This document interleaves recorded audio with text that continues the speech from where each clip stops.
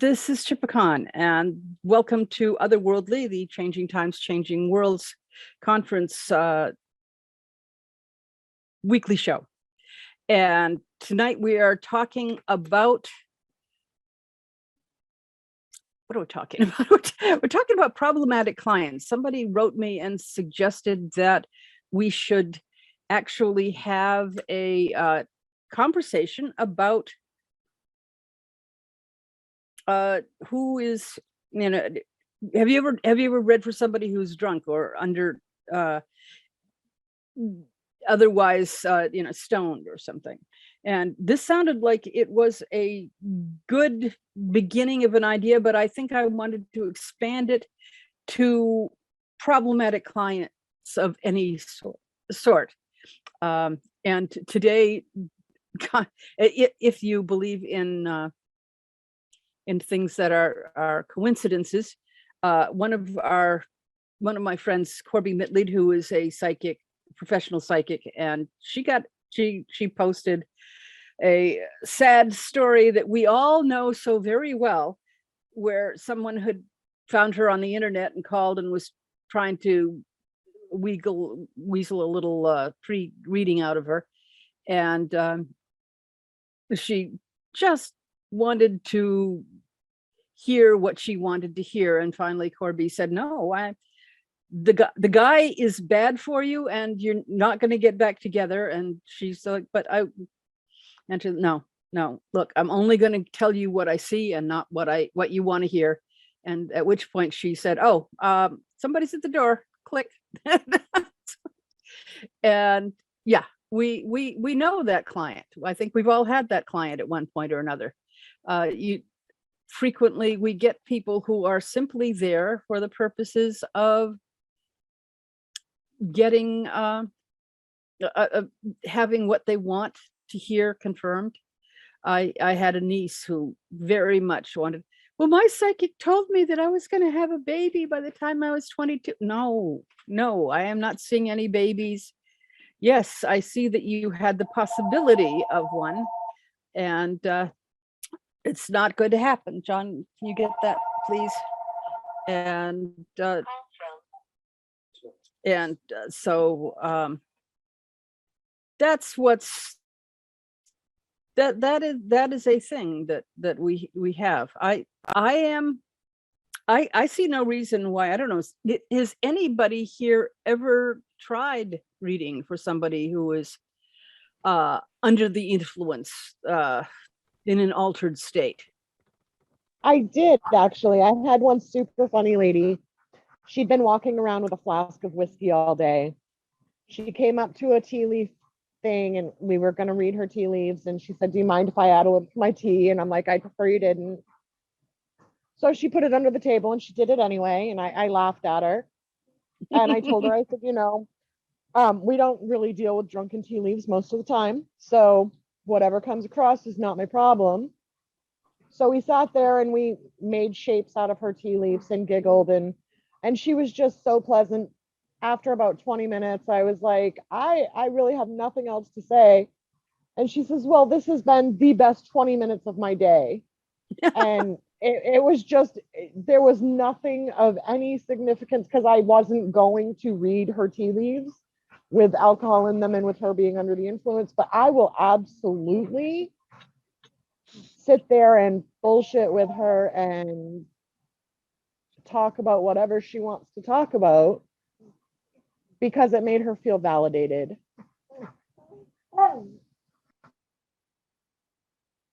Anyone else?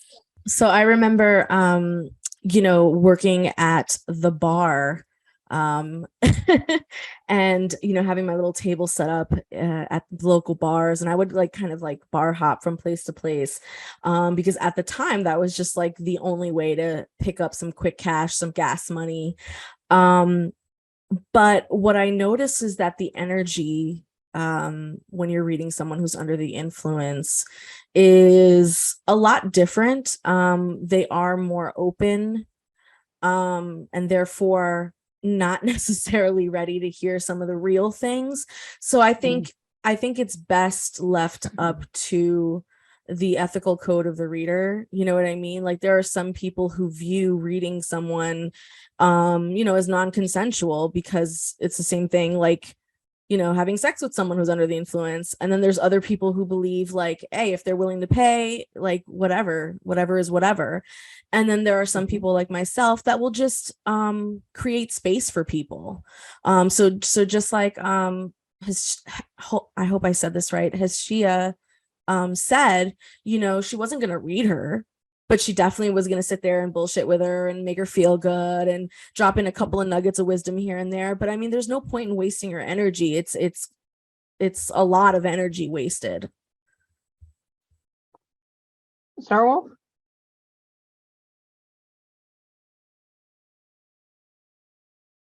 Starwolf, you there? Yes. Okay. Yeah, because we work Renaissance fairs where there is usually alcohol for sale, tend to get at least one drunk a weekend. Usually, though, it's more a case of they have been dragged here by their partner and sat down. They're a little bit tipsy. We've never had anybody falling down drunk, though I did get one once at a haunted house that was damn close. They tend to gravitate to me more than to Kathy. Just like I get, I seem to get all the transgender readings too. But for me, usually I will do my best.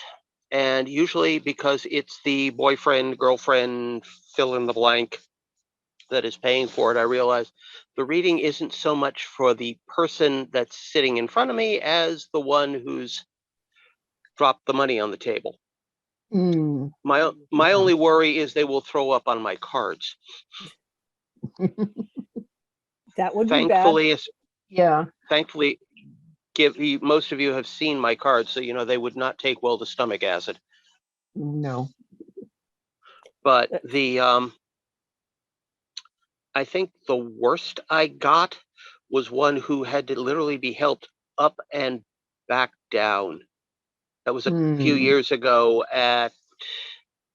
it's more like 7 years ago, because that was at the last Robin Hood fair we worked before things went kaboom. Yeah. But, I once again, I seem to not have a lot of the problems other people get. I can read pretty much anywhere and for anybody. Okay, good. I don't know why reading somebody who's drunk would be an issue other than barfing on your cards or Right. or being bellicose. When I know that my father always used to say that he'd be drinking out of the same bottle with his friend Joe, and he'd be drinking loving whiskey and his friend was drinking fighting whiskey. So depending on the person, it might be an issue. Well, but at least in my case, I don't tend to have to worry about those people. The biggest problem I have is the amount of energy transference that comes with reading a drunk person. The big thing for me is I put a lot of energy in. It's a total energy suck for me if I'm constantly trying to battle somebody who's drunk. I don't like doing it. And the other issue is that how much are they even receptive to what you have to say? Yeah. So it's just my preference, but it is the drinking and the sex analogy was a good analogy because you wouldn't touch somebody without consent, even if they were drunk. So you probably shouldn't leap into somebody's energy if they're intoxicated, because what consent's truly happening at that point? Aldo, do you have something to say? Yes, I do. Yes, it all depends how intoxicated the person is. the energy, it's a big issue, like it interferes with the reading, it's that's a fact. In my opinion, there are only two options. Either you decline the client, or you work with the client with empathy, because most of the clients, they come for healing, for someone who's intoxicated, either stoned or drunk. They got a reason behind that, like maybe, this person, it's an alcoholic, but most of the time not. Most of the time, like they are passing through a rough patch, and they came for healing.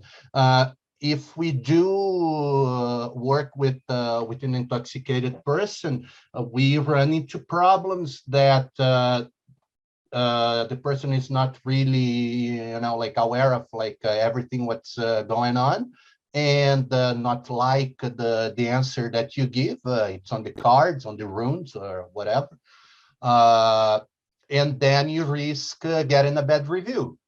Like, so that's something that, like, in my opinion, it has to go as depends of how intoxicated the person is, and depending on the level. For me, it's listen, like the energies, and today it's not, like a good setting for us to do this reading. Why don't we reschedule? Like, and okay, no charge for the rescheduling, like, and we do it another time. That's my take on fairs, like I'm sorry, Star Wolf said about the Renaissance Fair. On fairs, it's a more complicated issue to rebook, and but you gotta go with your instinct, and decide if we help that person or not. That's all. That's a good point. Yeah, I think I loved what you were saying about they needing healing. They're coming for a reason. Now, sometimes the reason is because their girlfriend wanted to have them. I had somebody come once, and I was like, "You're the first person who's come for a reading, the first man who didn't have a woman with him." And he pointed across the to the other side of the thing, and they're like, "Oh, she's waiting over there," because when the woman is with them, you can say, "Okay, that she's wanting to hear." She may be wanting me to tell him what she's been telling him, and have it come from a total stranger. Because and then maybe he'd believe that, but the idea that she was willing to give him the privacy of hearing his reading and only sharing what he wanted really impressed me. I liked that a lot. But okay, good point here. We got a not on reading, but start to work. People got drunk, and we'll clean them up after. Whoa. That's pretty intense story. I picked up her hangover Ouch. and threw up. Okay, yeah, you can do that. I've had I picked up what do they call it? Clairsentience. It's when you can smell. I picked up okay, I could smell vomit. There was no vomit around, and then 5 minutes later we met a friend who had just been vomiting, and he'd been 2 miles away at the time. So you can, sometimes you hear things, and sometimes you see things, and sometimes you feel things, and sometimes you smell things. But yeah, Lonnie? I would like to, if we're not, I don't think we really need to get into drunk as much, unless anybody has something to say. Lyrion, did you have anything? But just talking Lonnie's about, got her hand raised. who does? Where? Lonnie, up in the corner. Okay, yeah.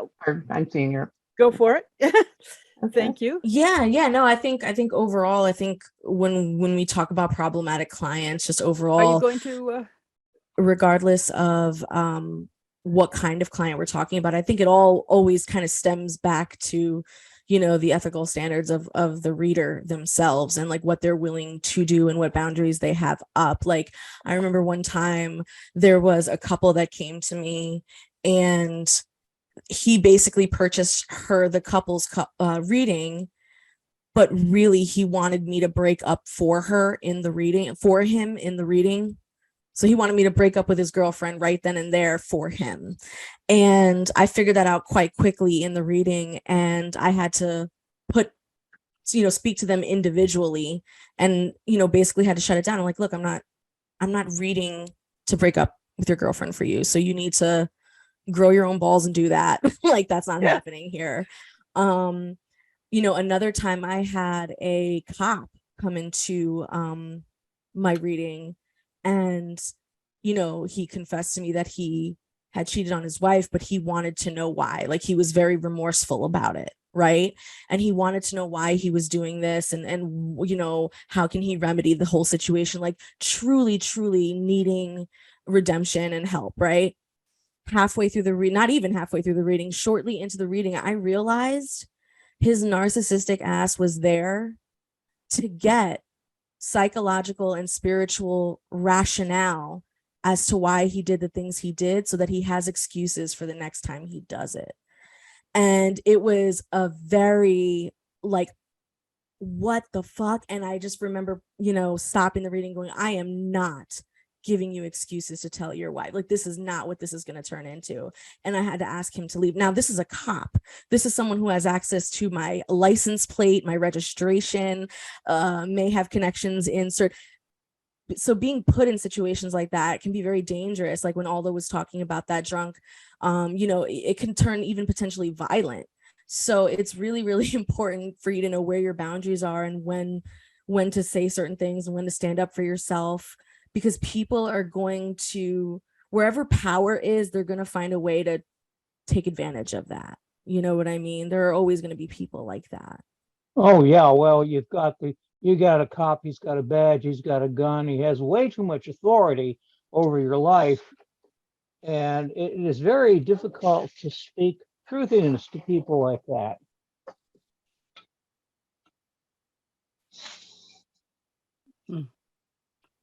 Yeah. I was wondering if anybody was going to have picked up. One of the things that I find a lot in readings is that people are, they're coming for, can you tell me more? Counseling about divination. How do Stasia I? wants to raise her hand, I think. Hmm? Not to interrupt you, sorry. Stasia wants to raise. Oh, go ahead, Shivakana. Okay, I just Yeah, finish that sorry. thought and then we'll ask Yeah, Stasia. sorry. But basically they're looking for, how do I interact with this? Because often they're beginning to get their first bits of premonitions of sensitivity, of intuition, and they want to know how to deal with it. And of course, I think one of the first things that somebody put in the chat was that we can only tell them what direction things are going in right now. We can tell them what's probable in this direction. We cannot tell somebody what's going to happen. And I think that's probably the most useful thing I can tell most of the clients. Most empowering thing is you're still directing your life. And even while we can use divination to get hints and get a little bit more information of what direction, what's around the next curve, we are not able to, you're still in charge. And I think some people want to hear that. And some people really, really don't want to hear it. They want to find out that somebody else is in charge. Okay, Stasia, what did you want to, you got unmute. Okay, can we unmute you, or can you unmute yourself? Alt A. See, click on the little red microphone. Is that? There you go. Now There we she can hear you. is. Yeah, okay, go.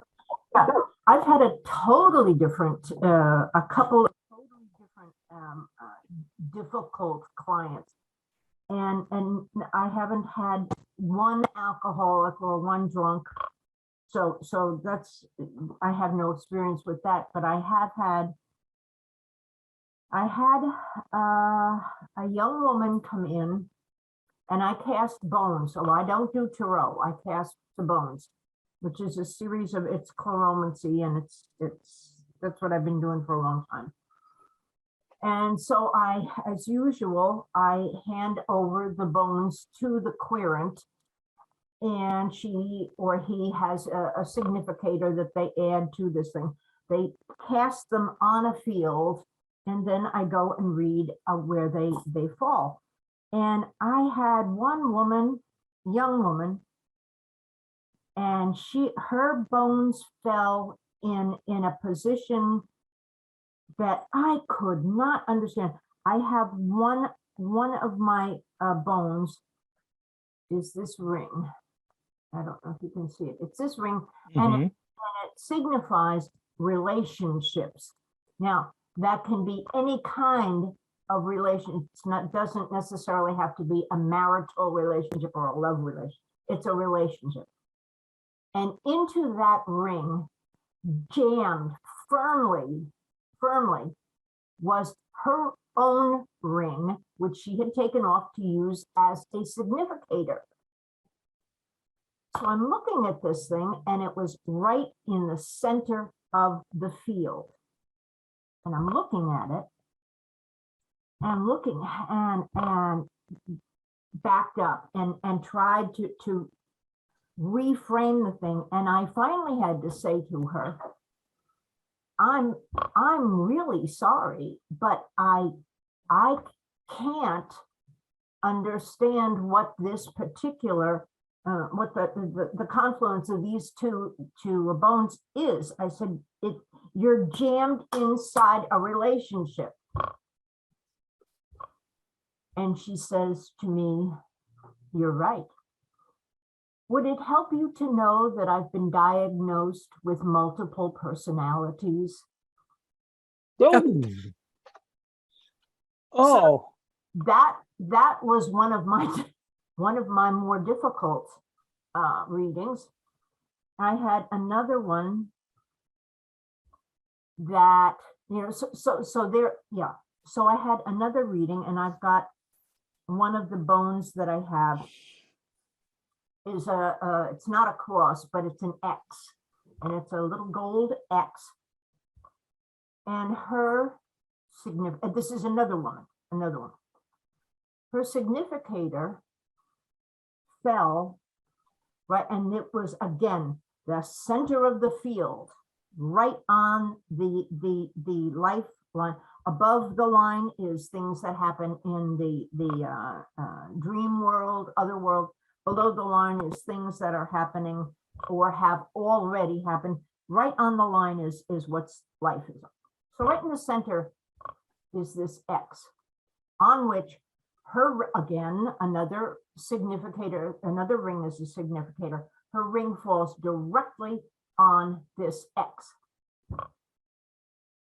So I took a deep breath and I said, geez, you've got some decisions to make here. This is, you are literally in the center. You are at the crossroads. And I said, and there was a great space between this X and the other bones to the left and to the right. I said, you've really got, you've got some work ahead of you. I said, this is, I'm not sure how to read this. This is a little bit beyond me. And she said, well, she said, I'm just back from the hospital. I had been shot. I had died. I was revived. And now I'm wondering what to do with the rest of my life. So there she was at the X, the crossroads, right in the center of this thing. And there was her significator right on top of it. Shot and died. She had died on the hospital table. She had been revived. And this was, she'd spent obviously some time in the hospital coming back. But now she wants to know, what do I do with the rest of these years that have been given to me, or the rest of the time that has been given to me? Right. That was a hard one. That was a hard one. Man. So that's my second difficult one. I had one somebody who turned out to later on to be a lovely friend.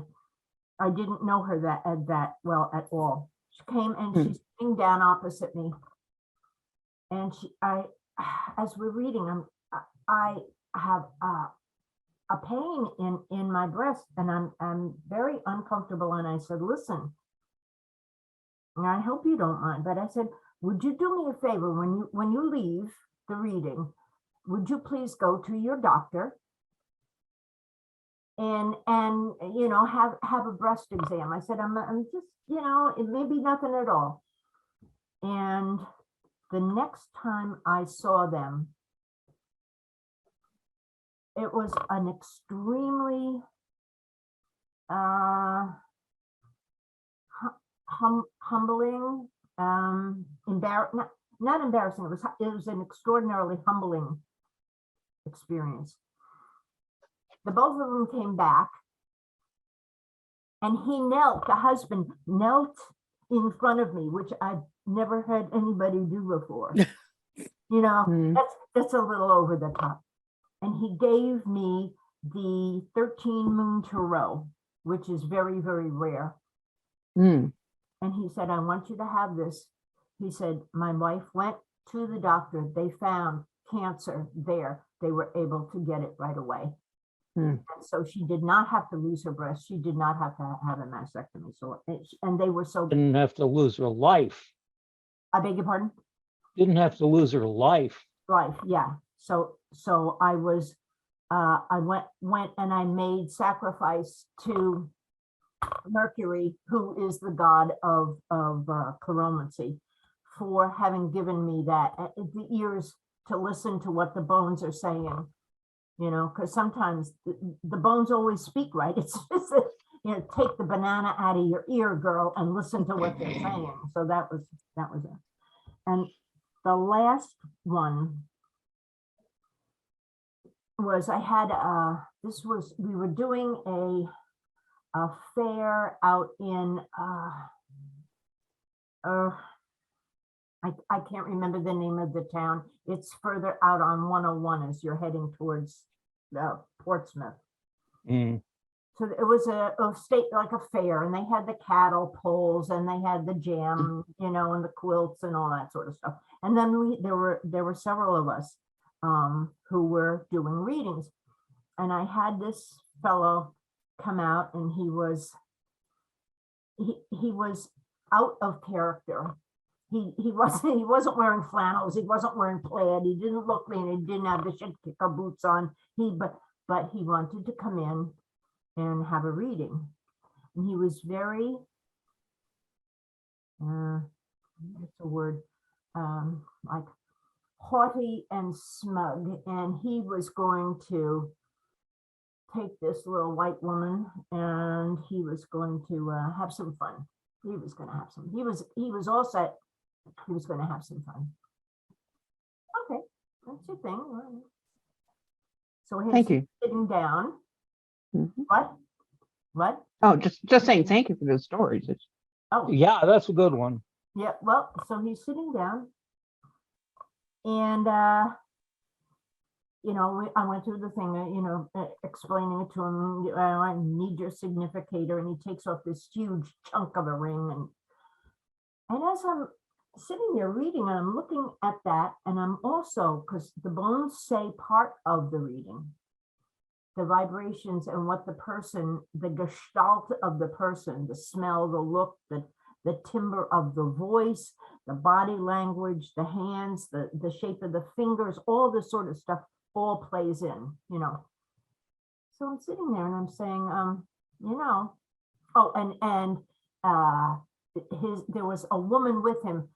She was standing behind, because I only like to do readings for one person at a time. I said, if you want to tell your partner, fine, you can do that on your own. But something may come up that maybe you just might not feel like sharing, and that's up to you. You know, whatever you say here is, you know, whatever we discuss here is sacrosanct, doesn't go anywhere, but if you want to share it. So anyway, this woman is standing over there. And I'm reading this guy, and and he's sitting there kind of, and I said, I said, you're not used to sitting on that side of the table. I said, you're used to sitting on this side of the table. I said, you're a reader. Yeah. And I said, and I think you're wrong. And he kind of stood back, and I said, let me tell you something. I said, you may be a leader in your family. I said, but you've got to look after that woman over there. That's the woman that's going to decide what happens to you. And the guy, he paled. He was olive complected, and he paled, and he sat back, and he paid the required, he paid the fee, and he got up and left. So those are my stories. Thank you. Those are cool stories. They're true. Yeah, and I think many of us have met the client who was the client who was challenging us. Prove it. Prove it. Yeah, but Little white girl. okay, you're gonna next. tell me? Yeah. Okay, so let's hear from Arkenstone and see what do you got to throw in there. No, I've never dealt with too many people that are drunk, but Albany, New York has their share of schizophrenics, and trying to peel out what is their person versus their projected reality, and like some people that are they may be dealing with some metaphysical plane, but a lot of times they're not, and there are a lot of projected stuff, and trying to be kind about that, and knowing that I can't particularly heal them. I have to tell them I'm not a doctor, I'm not a psychiatrist, I'm not your priest for confession. You need to find your own priest. I'm not a psychologist. All I can do is be a mirror.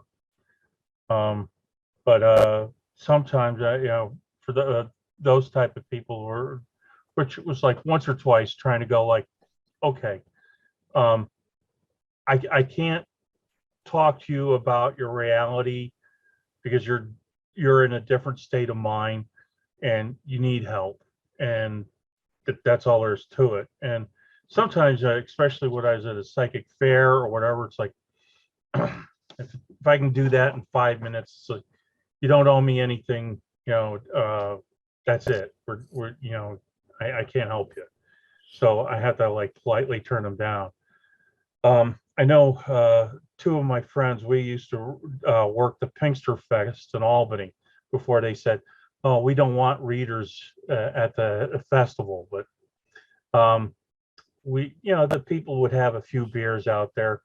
Nothing like that was bad, enough to loosen them up because they were out for fun, and giving them a 10 or 15 minute reading, you're not going to get very deep anyway.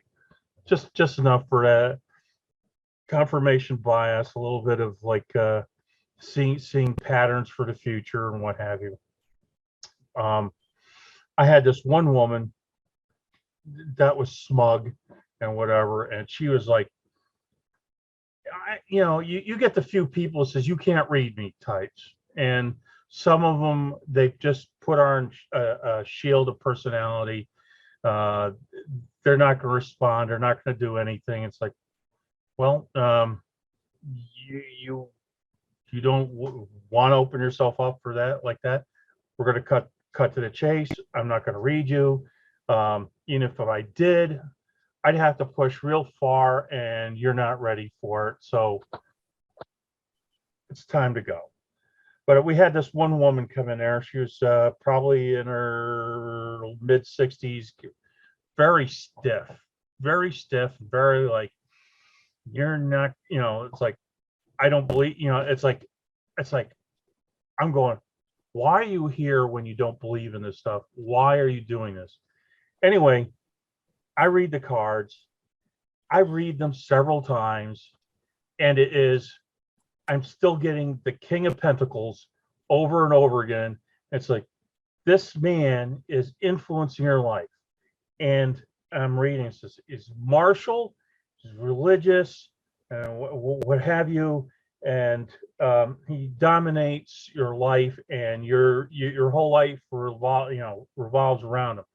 No, this is not true. Whatever. Okay, here's your money back. Have a nice day. Within a week, okay, I'm driving up Central Avenue, and I see her in a Salvation Army officer's uniform out there with a whole bunch of, and it's like, the Salvation Army was created by a Methodist preacher colonel that was in the Civil War that created the Salvation Army. And she was like, it's like, okay. But, it's one of those things like, yeah, you couldn't fool me, and you're not happy that I pegged you, but you couldn't see it. But it's having people who want to project an hallucination and get a confirmation for it. Those are the people I try to let down very gently and what have you. But usually most of the readings I did were, especially in New York, is like, it's patterns. It's just, people come in there with patterns. Now the thing is, in the psychic fair, they had readers from the Eastern Seaboard coming up, and if people didn't connect with that reader, within 5 minutes they could go and find another reader, and they would end up coming to me. And I'm like, okay. And then I start looking at patterns, and my cards would come up with patterns, and it's just like, this is what's going on. Versus trying not to read so deeply into something they're hidden. That's the thing that that's a story for a different time, where it's like, I found a way to not read that deeply, because that will scare people. It just find that thing where they're doing, what's the issue. I can't go back to the precipitate cause. If I do, their eyes go like this big, and they're terrified, and they don't get it. They never figure it out. I remember I did an independent reading one day, and I was asked to come to this woman's house, which, I normally don't do and whatever, but I came in there and I had a reading, and it really didn't make much sense. And I got the devil card come up, and it was like it's like, obviously there's some sort of separation issue. There's something going on there, but she went and touched it, and it was just like, she had one of these, it was like there was some sort of psychic discharge that went off in her head. She says, I'm done. I got it. I got the information. See you, we got it. You got to go. 10 years later, I meet her. She was being a cashier at a grocery store, and says, you remember me? And I had to think about it, because it's almost a decade. And I said, yeah. And I said, how are you doing? Because like, I never, what's the issue? And he says, oh, you did fine, and that was great, and I got the point, and whatever. Says, okay, great. That's yeah. But other than that, the hard part is like when you're doing a party, and everybody wants to listen in, and then have one person you really want to. I had to talk to cryptically, and so that talk over the heads of all the girls in the sorority. And I says, I never want to do that ever again. That was horrendous. Oh, parties can be hard. yeah. Mhm. But yeah, not nothing with the drunks. It's the people who want to prove you wrong, and it's like, okay, whatever. You Well, know, also, it's a private reading, you can tell them what they need to hear, but at a public reading, there are secrets that they might need, but you can't say in public. exactly. Yeah. But that's Yeah. one of the reasons why I insist on only one person at a time. When I was doing a party, all the rest of you out in the living room, and I'll be here in the bedroom one at a time. That's it. Yep. Okay, shall we find out what Lilani had? Yeah, let's build on. Yeah, no, I mean, I think so far, those of us who do work festivals and public events and things like that, it is definitely, you have to have a certain personality to deal with these people, man. Like, you have to definitely be a smooth talker, be a quick-witted person to be able to get yourself out of certain conversations. Like, it is sometimes it's more than just the reading. Sometimes just navigating people is exhausting. We don't even get to the reading part. But yeah, no, I totally get what Ark was saying. You have those people who kind of puff out their chest and want to test you or want to mock you and disrespect you, but yet they're there because they're curious. And there's like that whole dynamic. But I think for me, like, some of the toughest clients, some of the most problematic clients that I've had always have to do with, number one, either the person who is addicted to readings and comes to you like every 15 minutes with a life decision that needs to be made right then and there so they can move forward to the next day. Where they will come to you again for whether or not they should brush their teeth, like that kind of stuff. Those are very, very problematic. Like, we talk about mental illnesses here because I know those of us who read, we can't help but to sort of be a therapeutic space, an alternative medicine for a lot of people with mental health issues. And but I feel like the addiction to reading is its own category of mental health issue, like, for real. And the second one is minors. I do not do minors, but there are situations where parents will insist, or they'll be like, my son or daughter really, really, really wanted to, please just do it. And because I have a policy, 18 and older. And then you have the parents that are like, I'll sit with her, just please do it. And so those I find very difficult to sort of navigate because children have their own little inner worlds too that need to be addressed, and they need to be trusted with their own autonomy and what they do with the information that they learn. And I think, again, it's up to the reader on, like, can you speak in a way that a 13-year-old in 2022 will understand you, and that's tough. You have to meet them where they are. So that's another reason why my policy is 18 and over, because these kids' lifestyles change every 15 minutes, legit. Like, their lifestyle is just a never-ending fad, and I just can't keep up with it. And then, like, lastly is when you have sort of that really tough exterior, but is truly there to get help, but they are just so wound up, so tight. They're so afraid. And there's this gigantic steel wall around them, but they really want to hear something. For me, it's not a problematic client. It's more about, it's problematic in terms of how much work you need to do, and so much, what's the right word, you have to have a lot of, like, motherly compassion for these individuals. You have to be able to bring down those walls with them and comfort them and get them to feel good, and that can be really difficult, really, really difficult. But once you start reading and, like, information hits one after another and they start letting those walls down, it's definitely rewarding. But yeah, so those are, like, the three big examples of problematic clients that I have to say really grind my gears. The first two specifically. Thanks. Griffin, what have you got? Oh, as usual, what I've got is a question. because, well, I have my own experience as a healer, and I've had my share of difficult clients. But listening to everybody here tell their stories, I started thinking about what kinds of difficult clients are we talking about?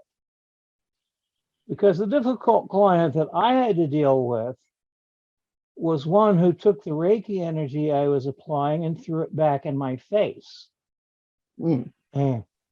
And I said, the first time I told this story, I said, I don't think there's anything more traumatic for a healer than to have the healing kicked back at you. And I have since read stories.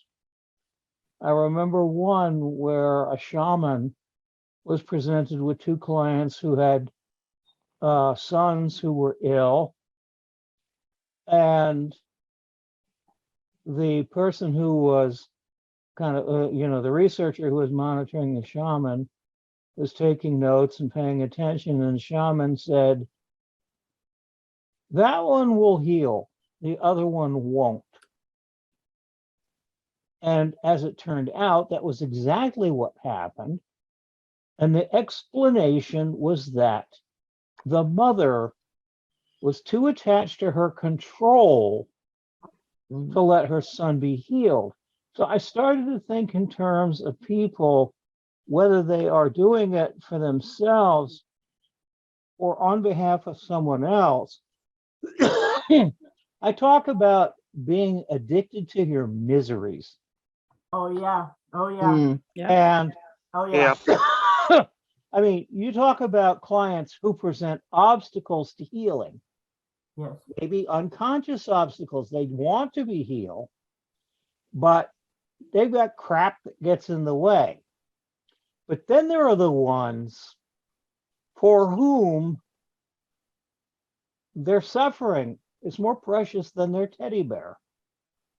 And I was wondering, so the question out to the crowd is, how often do you see the difference here in terms of people who just don't want to be healed, Sorry. or the person that they brought to the reading, they don't want that person to be healed, like this mother. Oh my God. Oh my God. Okay. I think we gotta let's let Lilani, because she's needs to say this. Yes. Oh my God. Oh my God. Okay. So so in Latin cultures, when someone is designated as the reader or the bruja or the one who gives the prophecy, our designation is that of diagnosis. So like when we're reading you, when you come to us for a problem, when we're reading you to look for a spiritual medical cause that we then have to diagnose and fix, right? And there will be, like I said before, people who are addicted to readings. It's those people who are addicted to the medicine that we do. They want to be cleansed every 15 minutes. They want to, they think their daughter might be cursed and they want to do the whole like they are just so in love with the whole thing, that they'll either create problems to come in with, or they will exacerbate problems that really weren't a big deal. Well, that's an important point, because I have seen cases, I'm thinking about this helicopter mother who is convinced that her son has asthma or whatever, and has convinced the son that he has asthma because she has so poisoned his well. Von Munchausen, yeah. I think a lot of that is people who need to, like Lilani. Yes. Yeah. I think that those are the people who have not found themselves. They have not found that stable ground, that balance that they can stand on themselves. They are not sure of their direction, and they need someone, whether it's a poisonous mother or a toxic father or a religion or a teacher or somebody to tell them to take the next step so Yeah. that they don't have to be responsible for the outcome, because they can always say it was somebody else who did it. And Yep. that's when, you need to sort of say, hey, you're a big person now. A lot of wives will do that. I said, you're a big person. You're an adult woman. You need to be able to set your boundaries and go and know who you are. Yeah. Know Mhm. thyself is one of the first things Uh, that people need to. Yeah. I want to throw a story in here, which I think is, we're looking at some of these people who are addicted to a problem as an issue, but Serge King was talking about one of his healing techniques, dynamite, and he used it on a lady who was in a wheelchair. She was wheelchair bound, and he did the technique, which is a lovely healing technique, and she stood up and she walked around a bit, and then she got back in her wheelchair and went back to being paraplegic. She was the head of the Florida the support group for paraplegics, and her role as someone who fought for the rights of all the people who were wheelchair bound was a lot more important to her than being able to walk. And to me, I think it's important to recognize that sometimes it's not a pathology, sometimes it's a life path. And it might be not something that you need to help them with, but something you need to support them with. It's just more helpful. It's a more hopeful view of it. They've made a choice where to put their energy, where it will advance the cause they most believe in. Yeah. And maybe if it means she doesn't walk, there are a lot of upsides to doing it if she does it right. Yeah. Okay. So Arkenstone, I didn't mean to cut you off, but I wanted to throw that one in. Oh, And I've got the mic. no, that's all right. You're right. No, I don't want to interrupt anybody. I tend to mirror those patterns to people. I didn't get much return customers because it's basically this is the issue, you got to own it, and it's like you go and I do another reading, or I do I Ching, or I do runes, and it keeps coming back saying the same thing. It says this is a pattern, this is what's going on, this is going to happen again, and there's not a darn thing I can do for you. You got to pay attention to that. That's just But I remember one time I had a woman, and what was tough, she actually worked with me, and she came in and was asked to see if her daughter was possessed, and I'm like, no. And I says her daughter was fine. She was neglected. She was, she's a normal child looking for attention, and she wasn't getting it from her do nothing mother. And I says, basically, I had to go and say, look, you're going to have to, spend some time with her. It's like, the kids just, the woman cared more about her cat than her daughter, and she's wondering why her daughter's putting the cat in a cupboard or whatever. It's not like the kid was putting it in a microwave or anything. She was just putting the cat somewhere else so that she could get some attention. I said, this is normal, and within a month, come to find out she had a child taken from her from defects, and this one was taken by defects as well. And I'm like, thank God the girl may have a life now. I did put that kind of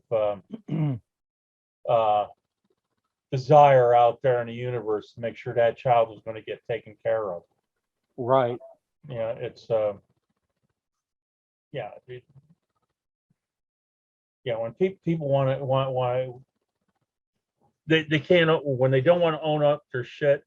It's like, look, this is your stuff and you're going to have to deal with it. And yeah, it doesn't make me popular. It's hard for some people to tear down the facades and the mode of living that they've created for themselves. Over. You're just not going to get there. Yeah. One of the things that I found is when someone does that, and in the readings, perhaps you could say, and here's a way to, here's the issue, and here's a possible way to overcome it, go over it, go under it, go around. And here are suggestions that are available to you if you want to get out of that situation. I mean, if you love your misery, then go and, you know, have a marvelous time, but not at my table. You know, it's not my table. But here are some suggestions for you to work with. So there was one other, if I could just jump back for a second. When I was at that fair, when I was reading at the fair, there were a bunch of us, most of us were women, and the gals at the front who were taking the ticket money for the readings, they were like 15 and 16 years old. And we had this guy come through, and he had Jesus Christ written all over his belt buckle. And he went up to those teenage kids and he was telling them that Jesus died for their sins, and that we were talking the devil right there, and goes into the whole thing. And the kids, their eyes were huge. They were scared. They had never come across somebody like that. And so a couple of us older folks kind of had to stand up and tell the guy to take a hike and stop picking on somebody, you know, on the young kids. So the militant Christians are a real issue. And those are ones that come in there and they want a reading, and then they'll tell you how damned you are because, you know, Jesus died for your sins and so on. And so that's. Yeah, I deal with them, and it's like they start talking about the devil this and the devil that, and I go up just as, are you saying that I'm of the devil when I've actually performed exorcisms? Have you ever met a devil? Demon drink, demon smoke, dude. It's like, no, those are your personal problems. And it says, if you can't face yourself in a mirror, stop blaming it on the devil and stop scaring children. It's like, you haven't met a devil. I have. I actually performed an exorcism. You want to get into my face? You want to tell me anything? You know, it's like, start with Philippians 2:18. Okay. And then you want to start again. And I go like, oh, and you're not acting very Christian. How about Mark 3:20 through 23? And they look at me. It's like, and it's just, look it up, because I don't have time or the patience to explain it to you. Well, how about the idea of, are you a Christian? Do you act like Jesus did? That's what Mark 3:20 through 23 is. It's like, okay, those who you can blaspheme God, but if you blaspheme the Holy Spirit, you're condemned for eternal damnation. And he says, well, that's a saying about those who don't accept God. And he says, I'm sorry, let's do a little bit of logic. You don't get the Holy Spirit unless you've accepted God and Jesus. That means you're not acting according to being a good Christian. You're not letting the Holy Spirit actually do the work and have you act appropriately. That means you have blasphemed against the very spirit you brought in you. Good day, goodbye, and Hamlin says, and it says, and if you want to break bad, I was in the Marines. Thanks. Leave these people alone, because I'll protect them. And they go like, oh, we've never been talked to. Like, keep it up. Anyway. yeah. But I can get away with that, but that's a. Well, yeah, I wish I was like much bigger, and well, I'm still big, but I'm not very strong. But I would like to be able to have it in reserve that if somebody decides that, well, I can't think about that, so let's try violence as an answer. Yeah. On the And- other hand, Bill, I think that you would jump in if you saw somebody weak Oh, being attacked. Absolutely, I would, whether I Absolutely. had any chance of, but yes, absolutely. There is no doubt that if I saw somebody under threat, that would bring out the animal in me. And I'd be right there with him. And it might be fun to watch. I don't know. Yeah. Anyway, Anyway. we should, of course, the guy attacking your clients is not a problem client. He's a problem for your client. Mhm. And I just, we have Mhm. now used up an hour as usual. It's a wonderful conversation. Yes. I am Mhm. going to stop the recording now. Thank everybody for coming. We're going to, before I do that, I do want to remind people that the conference is coming up in November, and the 7th through the 13th. Do get a reservation if you haven't got one. There's only more wonderful things like conversations like this going to be happening. Where is it? And I'm going to stop the, where is my button for stopping the, I gotta, yes, there's the recording button. Okay, I'm stopping Ashley, the you had a recording. question? And We